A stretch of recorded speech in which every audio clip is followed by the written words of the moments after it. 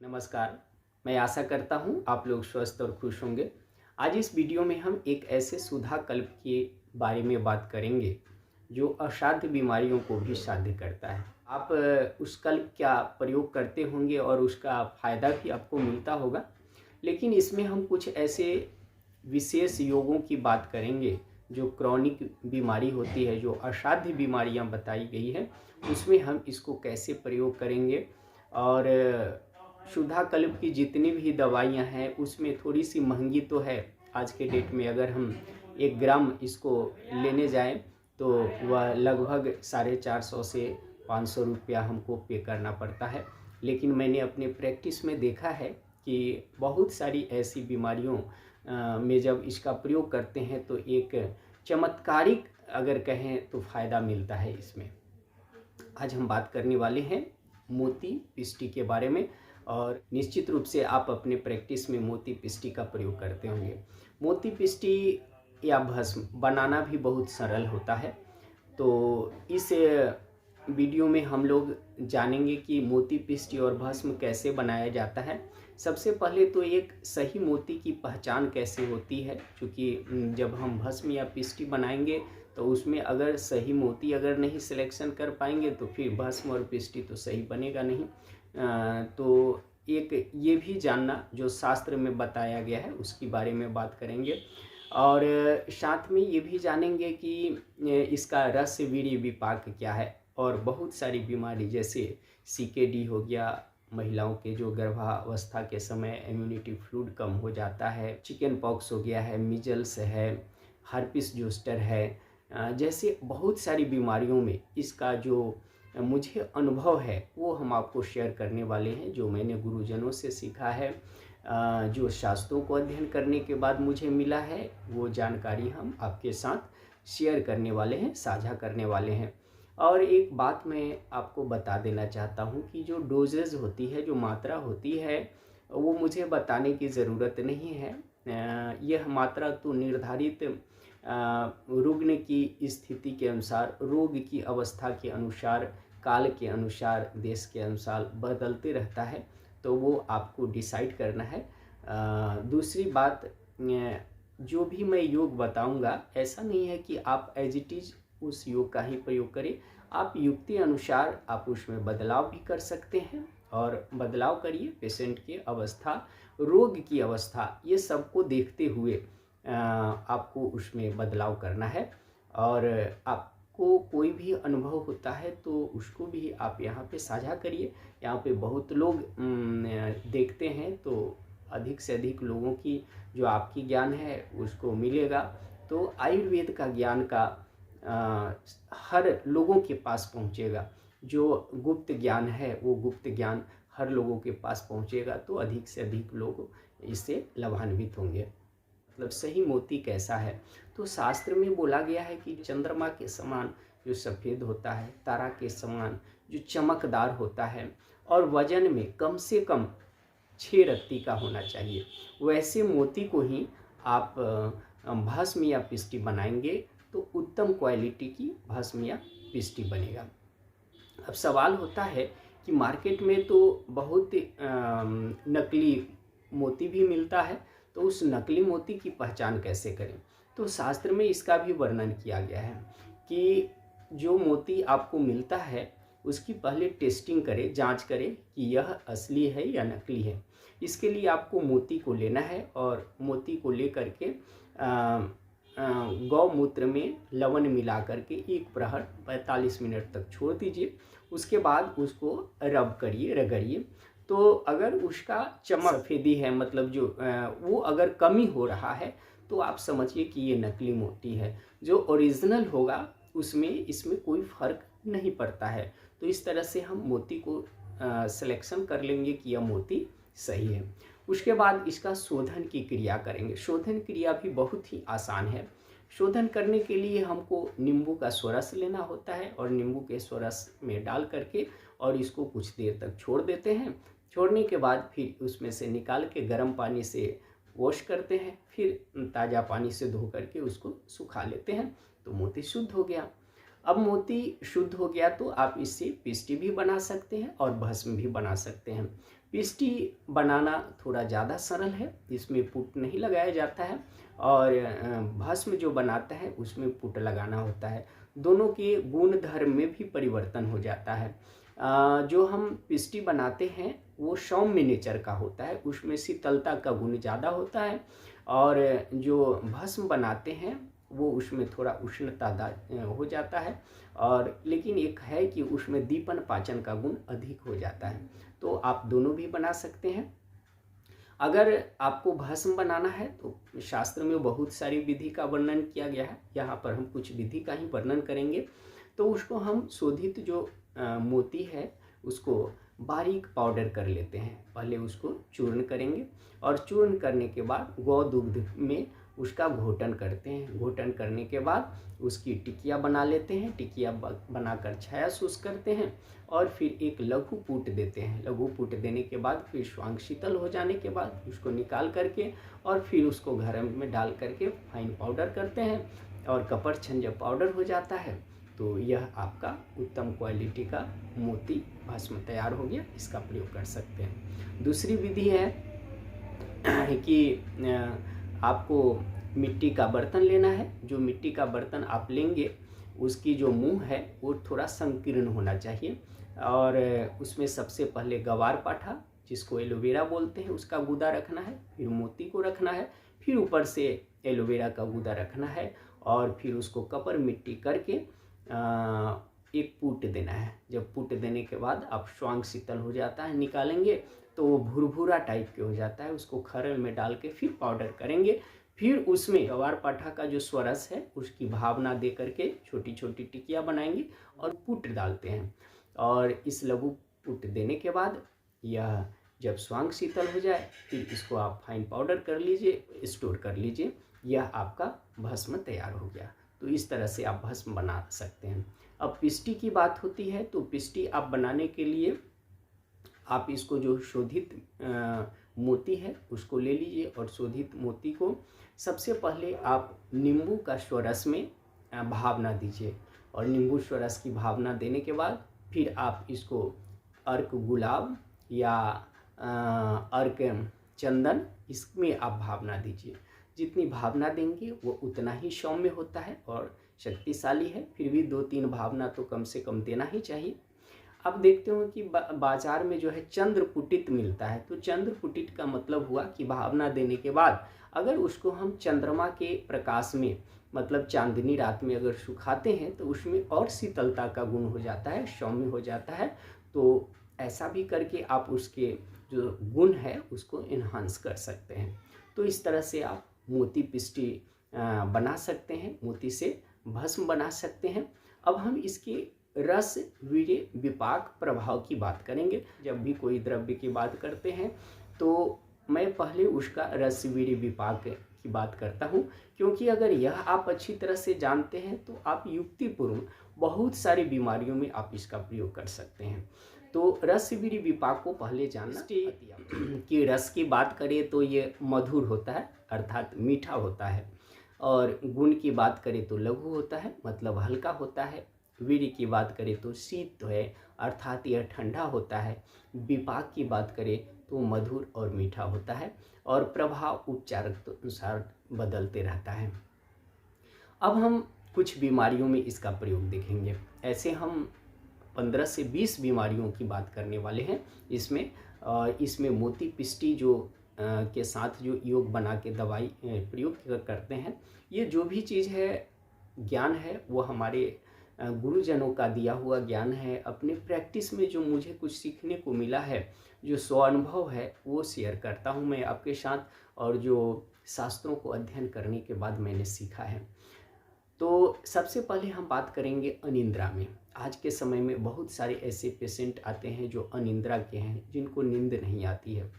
तो इसके लिए बहुत सारा कारण है, उस कारणों को फाइंड आउट करना होगा। हमारे शास्त्र में बोलता है कि सबसे पहले तो क्रिया योगे निदान परिवर्जन करना है, तो ये तो करना ही है। साथ में इसमें हम जो योग बना के देते हैं उसकी बात करते हैं। तो यहाँ जटामांसी 500 मिलीग्राम लेना है, अश्वगंधा आपको 1 ग्राम लेना है और मोती पिष्टी 125 मिलीग्राम, स्वर्णमाक्षिक भस्म 125 मिलीग्राम। और इसको आप शहद के साथ सुबह शाम दीजिए। और साथ में खाना खाने के बाद में अश्वगंधा और जटामांसी ये दोनों का आसव हो, रिष्ट हो, क्वाथ हो, ये दोनों देना है। और पेशेंट को आदाभ्यांग जरूर कराना है। ये इससे बहुत ही अच्छा देखा गया है कि नींद में फ़र्क पड़ता है। तो ये योग आप प्रयोग करके देखिए, बहुत ही आपको इससे ज़्यादा फायदा मिलने वाला है। नेत्र की ज्योति आज के समय में देख रहे हैं कि छोटे छोटे बच्चों में भी कमी हो गई है। तो नेत्र ज्योति के लिए आपको मोती पिष्टी बहुत ही उत्तम है, इसका हम अंजन भी करते हैं। और साथ में इसकी कुछ जो योग है आप योग प्रयोग कर सकते हैं। ये त्रिफला ले लीजिए 1 ग्राम, और यशत भस्म ले लीजिए, उसमें मोती पिष्टी और यष्टि मधु, इन सबों का योग बना करके सुबह शाम विषम मात्रा में घी और हनी के साथ देना है। साथ में ऊपर से आप वशकादि रिष्ट भी पेशेंट को बोले लेने के लिए सुबह शाम, और पैर के तलवा में महात्रिफला घृत का अभ्यंग करना है। उससे आँख की ज्योति में बहुत अच्छा प्रभाव पड़ता है। और ख़ास करके जिनको आई ड्राइनेस की प्रॉब्लम होती हैं उनको तो यह प्रयोग करना ही चाहिए। तो पता है कि बहुत सारे ऐसे भस्म हैं जिसको गर्भावस्था में देने के लिए मना किया जाता है, लेकिन अगर हम कहें कि गर्भावस्था के लिए मोती पिष्टी एक वरदान है तो इसमें कोई अतिशयोक्ति नहीं होगा। गर्भावस्था में होने वाले बहुत सारे उपद्रव जो होते हैं उसमें मोती पिष्टी बहुत ही मेडिकल लाभ देता है। बहुत सारे महिलाओं की होता है कि हैबिचुअल वर्सन की हिस्ट्री होती है, या कभी कभी इम्यूनिटी फ्लूइड का कम हो जाना होता है, गर्भोपद्रव होता है, जैसे सुबह सुबह मॉर्निंग सिकनेस होता है, वोमिटिंग होता है, कमर में दर्द है, ऐसी बहुत सारी समस्या होता है, बीपी फ्लैक्चुएट करता है। तो ऐसे कंडीशन में आपको गर्भ की पुष्टि के लिए, जैसे जो फिटस डेवलप हो रहा है, जो गर्भ पल रहा है, वो हष्ट पुष्ट हो मानसिक रूप से, शारीरिक रूप से, उसके लिए भी हम मोती पिष्टी का प्रयोग करते हैं। जैसा कि आप सब जानते हैं कि गर्भावस्था में जो हम अक्सरहा करते हैं कि फर्स्ट ट्रिमेस्टर, सेकेंड ट्रिमेस्टर और थर्ड ट्रिमेस्टर। तो फर्स्ट ट्रिमेस्टर में हम गर्भ की पुष्टि के लिए गर्भपाल रस और लघु मालिनी वसंत देते हैं। और जो शास्त्र में हमारा बताया गया है मांसानुमासिक काढ़ा, उस काढ़ा को कंटिन्यू करते हैं एक सामान्य अवस्था में। फिर जब सेकेंड ट्रिमेस्टर आता है तो उसमें मधुमालिनी वसंत गर्भपाल रस देते हैं, और जो मांसानुमासिक काढ़ा है उसको कंटिन्यू करते हैं, और थर्ड ट्रिमेस्टर में हम स्वर्णमालिनी वसंत देते हैं। तो इससे गर्भ की पुष्टि होती है। सब कुछ नॉर्मल है, फिर भी अगर आप देते हैं तो बच्चा निश्चित रूप से वो शारीरिक और मानसिक रूप से हष्ट पुष्ट होता है। तो ऐसे हर महिलाओं को गर्भावस्था में लेना चाहिए। आप सबको पता है कि गर्भावस्था में बॉडी का कैल्शियम का कंजम्पशन बढ़ जाता है। तो अगर गर्भावस्था में पर्याप्त रूप से कैल्शियम नहीं लिया जाता है, खान पान में अगर नहीं लिया जाए तो सप्लीमेंट के रूप में लेते हैं। अगर सप्लीमेंट के रूप में अगर नहीं लेते हैं तो ऐसे में कुछ फैक्टर बढ़ जाता है और प्रीलेक्सेम्पिया होने की संभावना बढ़ जाती है। साथ भ्रूण विकास प्रतिरम, जिसको एफजीआर बोलते हैं, वो दिक्कत हो जाता है। फिर समय से पहले गर्भ हो जाना, जिसको हम प्रीमेच्योर्ड डिलीवरी कहते हैं। तो इसलिए गर्भावस्था के दौरान 20 वीक तक WHO का भी गाइडलाइंस है कि 1500 से लेकर के 2000 मिलीग्राम पर डे हमको कैल्शियम की पूर्ति होनी चाहिए। तो उस कैल्शियम सप्लीमेंट के रूप में अगर आप मोती पिष्टी का प्रयोग करते हैं तो यह एक मेडिकल फ़ायदा देता है, क्योंकि इसका अब्सॉर्प्शन 100% होता है और शीघ्र ही यह प्रभावशाली होता है। आपको कभी भी बीपी फ्लैक्चुएट नहीं होगा, और जो गर्भ पल रहा है वो शारीरिक और मानसिक रूप से हष्ट-पुष्ट होता है। इम्यूनिटी फ्लूइड का कम हो जाना, वैसे में मैंने देखा है कि यह कभी कभी बहुत ही मेडिकल रिजल्ट देता है। तो जब इम्यूनिटी फ्लूइड कम हो जाता है क्योंकि उसी में बच्चा पलता है और जब वो कम हो जाता है तो बच्चे के लाइफ पे थ्रेटनिंग होता है। तो ऐसे में स्वर्णमालिनी बसंत 125 मिलीग्राम, सहस्त्रपुटी अबरक भस्म लेना है 60 मिलीग्राम, मोती पिष्टी 125 मिलीग्राम, प्रवाल पिष्टी 250 मिलीग्राम मलाई के साथ आपको देना है। साथ में कौक्षुर, शतावरी, यष्टि मधु का क्षीर पाक बना करके सुबह शाम देंगे। आप देखेंगे कि अमनेटिक फ्लूइड निश्चित रूप से आपको नॉर्मल देखने को मिलेगा। आप ऐसा करके देख सकते हैं, यह एक आपके पास ऑप्शन होता है। मूत्राघात और मूत्रकृश, ये दो अवस्था होता है। तो मूत्राघात या मूत्रकृश की अवस्था में, मूत्राघात मतलब कि मूत्र बिल्कुल रुक जाता है।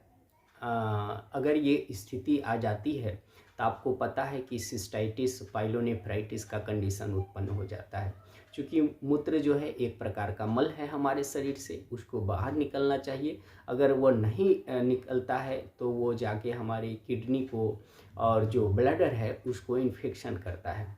तो मूत्राघात की स्थिति होता है, या मूत्रकृश मतलब पेशाब तो होता है, बहुत कम मात्रा में हो रहा है, बार बार हो रहा है, दर्द हो रहा है, जलन हो रहा है।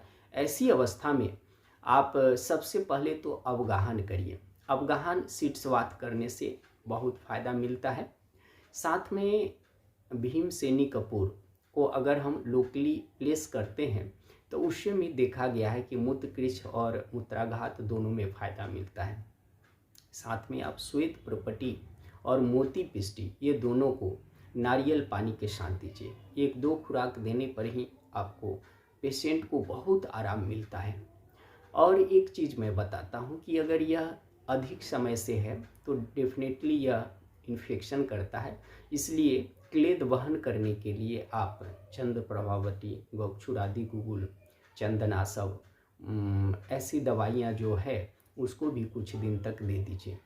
और आप एक घरेलू प्रयोग करके भी देखिए। ये घरेलू क्या, शास्त्र में ही बताया गया है।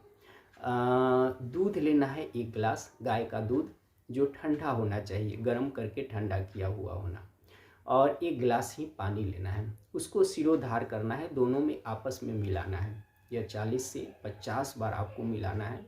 अगर पेशेंट डायबिटिक नहीं है तो धाकी वाली मिश्री उसमें मिला दीजिए और उसको पीने के लिए दीजिए। आप देखते होंगे कि कभी जर्निंग करने के कारण या पानी की मात्रा जब कम हो जाता है गर्मी के दिनों में, अगर आपको पेशाब में जलन हो रहा है, दर्द हो रहा है, पेशाब पीला हो रहा है, वैसी स्थिति में आप इसका प्रयोग करके देखिए, तुरंत आराम मिलने वाला है। तो ये आप प्रयोग कर सकते हैं। रक्तपित्त की अवस्था अधोगत हो या ऊर्ध्वगत हो, ऊर्ध्वगत मतलब नेजल ब्लीडिंग हो, कान से ब्लीडिंग हो, ऐसे मार्ग से अगर ब्लीड हो रहा है तो ऐसी अवस्था में अगर नेज़ल ब्लीडिंग होता है, जैसे गर्मी के दिनों में ज़्यादा देखने को मिलता है, तो वहाँ पे आप दूर्वा स्वरस, पीपल पत्र का स्वरस या अडूसा जिसको हम वसा बोलते हैं, उसके पत्र का स्वरस का 2-2 बूंद डालिए। साथ में प्रवाल पिष्टी और मोती पिष्टी को गुलकंद या आंवले के मुरब्बा के साथ दीजिए। पेशेंट को तुरंत में आराम मिलता है। और अधो अगर हो रहा है, जैसे यूट्राइन ब्लीडिंग हो रहा है, गुदा मार्ग से ब्लीडिंग हो रही है, तो वहाँ पे भी आप नागकेसर चूर्ण के साथ अगर आप देते हैं तो उसमें आपको बहुत फ़ायदा मिलता है। आपको पता है कि जब भी हम कोई मद का सेवन करते हैं, जैसे भांग हुआ, गजा है, शराब है, तो इसके सेवन से हमारे रक्त की दुष्टि होती है। तो रक्तपित्त की जब अवस्था होती है, इस तरह का अगर कोई पेशेंट आता है जो मद्य सेवन किया हो और उसके कारण उसको रक्तपित्त की अवस्था हो, रक्तपित्त की अवस्था में कभी कभी पेशेंट जो है उन्माद हो जाता है, तो ऐसे उन्मादी पेशेंट के लिए आप मोती पिष्टी का प्रयोग जरूर करें। इस अवस्था में जो उपविष हो गया, जो टॉक्सिन है, उसको निकालने के लिए आपको विरेचन देना ही पड़ेगा, तो विरेचन दीजिए। और प्रवाल पिष्टी, स्वर्णमाक्षिक भस्म, मुक्ता पिष्टी, इसको ब्रह्मी घृत के साथ, यहाँ महाकल्याण घृत के साथ, महापश्चात घृत, पंचगव्य घृत, कुष्मांडवली के साथ दीजिए। ये जो पेशेंट इस तरह का आते हैं उसको बहुत ही मेडिकल फ़ायदा मिलता है। निश्चित रूप से आप प्रयोग करके देखिए इसको। कंजक्टिवाइटिस में, जिसमें बार बार आँख आता है, आपको लगता होगा कि आयुर्वेद में ऐसी कोई दवाई नहीं है, लेकिन आप एक प्रयोग करके देखिए। जब भी कंजवाइटिस का पेशेंट आता है तो सबसे पहले उसको विद्ध कर्म करिए। यहाँ पे हमको विद्ध कर्म करना होता है। ये स्तपनी पे करते हैं, ललाट पे करते हैं, ललाट मध्य, भ्रू पीछे मतलब ये जो अपांग है करते हैं, और नासा समीपे यहाँ पे करते हैं। ये आपको करना ही है। साथ में कंजवाइटिस के पेशेंट को अगर मुक्ता पिष्टी का अंजन कराते हैं और यशत भी भस्म के साथ इसको मिला करके मलाई के साथ और जो धागी वाली मिश्री होती है उसको मिला करके दीजिए, तो आप देखेंगे कि 1-2 खुराक के बाद ही पेशेंट का जो लक्षण है, लालीपन है, उसको दर्द हो रहा है, वो सब कम होने लगता है। जैसा कि आप सब जानते हैं, पित्त का जो गुण है, द्रव्यता है, उष्णता है, तीक्ष्णता है, सारता है, अम्लता है।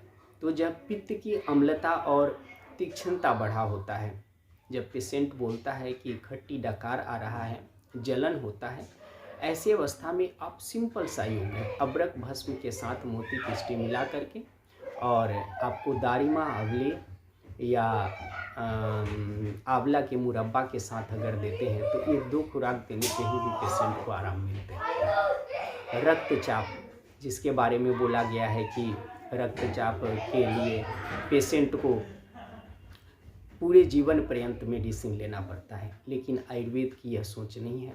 हम रक्त पित्त की ट्रीटमेंट करते हैं।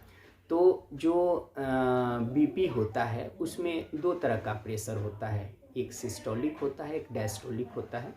तो सिस्टोलिक को हम आयुर्वेद में हम वात पित्त से कनेक्ट करते हैं और डायस्टोलिक को कफ पित्त से कनेक्ट करते हैं और उसके अनुसार चिकित्सा करते हैं। यहाँ पर चारों क्षिप्र मर्म का विद्ध कर्म करते हैं तो उसमें भी बहुत अच्छा रिजल्ट मिलता है। साथ में आप मोती पिष्टी को दारिमा स्वरस के साथ या अर्जुन घृत के साथ अगर देते हैं तो वहाँ पे अगर कुछ दिन तक अगर रेगुलर पेशेंट यूज करता है, हकीक पिष्टी भी साथ में दीजिए, तो निश्चित रूप से बीपी में आपको फ़ायदा मिलता है। लेकिन ये देखना भी है कि बीपी का कारण क्या है उनका, और उस कारण पे भी काम करना है, उनकी दिनचर्या को भी सही करना है। जीर्ण ज्वर का मतलब कि ज्वर 21 दिन से अधिक हो जाता है तो उसको हम जीर्ण ज्वर बोलते हैं। तो जीर्ण ज्वर की अवस्था जब आ जाता है तो वहाँ पर वह ज्वर रसगत सिर्फ नहीं होता है, वह रक्त मांसगत अस्थिगत चला जाता है। तो ऐसी अवस्था में आपको ऐसे विरहन करने वाला भी दवा देना है जो शरीर के धातुओं को पोषित भी करे। तो स्वर्ण बसंत मालती 125 मिलीग्राम, गिलोय सत्व 250 मिलीग्राम, जय मंगल रस 125 मिलीग्राम, मोती पिष्टी 125 मिलीग्राम हनी के साथ आप दीजिए। डेफिनेटली यह वैसे फीवर में जो जीर्ण ज्वर है उसमें बहुत ही फायदा करता है और पेशेंट क्योर हो जाता है। चिकन पॉक्स, मैंने देखा है कि चिकन पॉक्स जब होता है, ये छोटा हो या बड़ा हो, तो बर हो जाता है, शरीर में खुजली होती है, जलन होता है। तो ऐसे में हम अगर एलोपैथ में जाते हैं तो हमको पीसीएम देना पड़ता है, एंटीपायरेटिक और एनाल्जेसिक। दर्द हो रहा है तो खुजली हो रहा है तो वहाँ पे हमको सिट्रीजिन वगैरह देना होता है। लेकिन ये कुछ भी देने की ज़रूरत नहीं होगा। जैसे ही पता हो गया है कि चिकन पॉक्स हो गया है या मीजल्स हो गया है या हार्पिस जोस्टर है, उसमें आप प्रवाल पिष्टी और मोती पिष्टी को गुलकंद के साथ देना शुरू किए या आंवले के मुरब्बा के साथ। गंधक रसायन को परिपठादी काढ़ा के साथ देना शुरू कर दीजिए। आप देखेंगे कि पेशेंट को कोई कंप्लेन नहीं होता है। और सबसे बड़ी बात क्या है कि जो पेशेंट चिकन पॉक्स के होते हैं उनको सही हो जाने के बाद भी आपको 1 सप्ताह से लेकर 15 दिन तक बहुत कमजोरी रहती है, लेकिन यह करने के बाद पेशेंट बोलता है कि अभी कोई कमजोरी ही नहीं लग रही है। तो बहुत बढ़िया योग है, आप इसका प्रयोग डेफिनेटली करेंगे। और उस दरमियान पेशेंट का जो भोजन होगा लघु आहार पे शिफ्ट कर दीजिए। कोई भी उष्ण तीक्ष्ण चीज़, विदाही चीज़ सेवन नहीं करना है।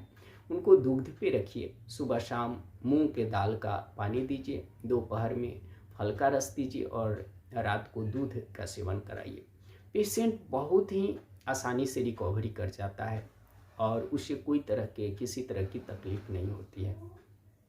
CKD की अवस्था, क्रॉनिक किडनी डिजीज़, बहुत सारे कारण से होता है, हाइपरटेंशन इंड्यूस्ड भी होता है। तो मैंने देखा है कि CKD की अवस्था में जिनका क्रिएटिनिन 7 से भी ऊपर चला गया है, वैसे में भी प्रभावशाली है और किसी प्रकार की डायलिसिस करने की ज़रूरत नहीं पड़ती है। वहाँ पे प्रवाल पिष्टी, मोती पिष्टी, अबरक भस्म और स्वर्ण माक्षिक भस्म का योग बना करके देना है। यहाँ पे आप माहेश्वरी बटी, सर्वतोभद्र बटी भी आप वसंत कुसुम आकर ऐड कर सकते हैं। और सुबह में रक्तपाचक, शाम में मेदोपाचक का काढ़ा दीजिए। और यहाँ पर अवगाहन कराना गौक्षूर 10 मूल के काढ़े के साथ बहुत फायदा करता है। पेशेंट को विपरीत करनी मुद्रा जरूर करने के लिए बोलिए। सर्वांगासन करना ये बहुत ही फायदा करता है, वो नेचुरल डायलिसिस हो जाता है। तो इस तरह से ये जो क्रॉनिक बीमारी है उसको भी असाध्य को भी साध्य बना देता है ये मोती पिष्टी। गर्मी के मौसम में देखते होंगे कि अगर आप उष्ण आहार विहार कर लेते हैं, अधिक विदाही चीज़, उष्ण चीज़ खा लेते हैं, धूप में अगर घूम लेते हैं तो नाक मुंह से ब्लीडिंग होने लगती है, रक्त निकलने लगता है, बेचैनी होने लगता है। ऐसी अवस्था में नाक से ब्लीडिंग हो रहा हो तो आपको पता ही है, जैसा कि मैंने पहले ही बताया है कि दुर्वा स्वरभ बसा सोरस देना है। और यहाँ पर सिर्फ मुक्ता पिष्टी और प्रवाल पिष्टी को अगर हम गुलकंद के साथ देते हैं तो तुरंत में आराम मिलता है, पेशेंट का विरहन हो जाता है, तर्पण हो जाता है और बहुत ही अच्छा उसमें रिजल्ट देखने को मिलता है। पैथिक सिर दर्द हो, जैसे सिर दर्द भी है तो आपको डायग्नोसिस करना है कि किस तरह का है। अगर कोई पेशेंट बोलता है कि हमको फॉरहेड रीजन पे दर्द हो रहा है तो ये स्थान रस का और कफ का है, तो वहाँ पे उसकी चिकित्सा करना है। कोई पेशेंट बोलता है कि हमको बीच में दर्द करता है और 10 बजे से 2 बजे से है, तो ये पित्त की समस्या है, तो ऐसे पैथिक सिर दर्द बोलते हैं। इसमें विरेचन तो देना है पेशेंट को, साथ में आप योग जो है आपको जो देना है वो मैं बात करता हूँ। तो ऐसी अवस्था में आपको विरेचन के बाद गौदंती भस्म 250 मिलीग्राम, प्रवाल पिष्टी और मोती पिष्टी, ये दोनों को बादाम के हलवा के साथ या देसी घी में बना हुआ जिलेबी है उसके साथ आप दीजिए। निश्चित रूप से आपको पेशेंट को फायदा मिलने वाला है। लेकिन सिर दर्द का पेशेंट आता है तो आपको डायग्नोसिस करना है कि यह पेशेंट किस तरह का है। अगर ये दोनों साइड में बोलता है कि दर्द है तो ये दोनों मांस का है, तो उसमें आपको मांस पाचक देना है। अगर पीछे बोल रहा है कि दर्द है तो अस्थि मज्जा पाचक देना है। ऐसे आपको सिर दर्द को डायग्नोसिस करना है, फिर देना है। और हर तरह के पेशेंट में दर्द है मतलब बात है तो गौदंती भस्म रहेगा, उसके बाद आप अपना दवाओं को चेंज करेंगे। और अनुलोमन तो देना ही देना है, हर अवस्था में अनुलोमन होना चाहिए।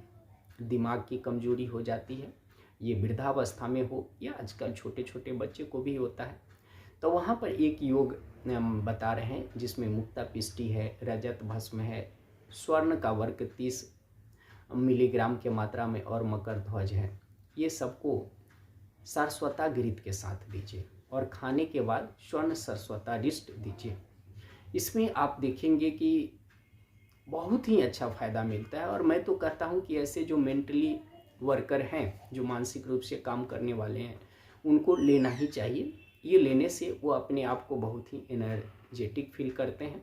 इससे मेंटल डिबिलिटी नहीं होती है और फिजिकल डिबिलिटी भी इससे दूर होता है।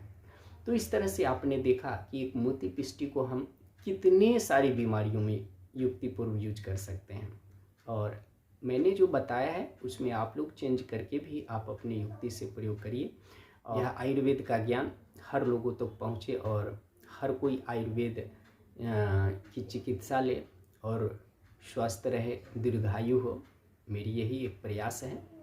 आप सब स्वस्थ रहें और जुड़े रहें हमसे। नमस्कार।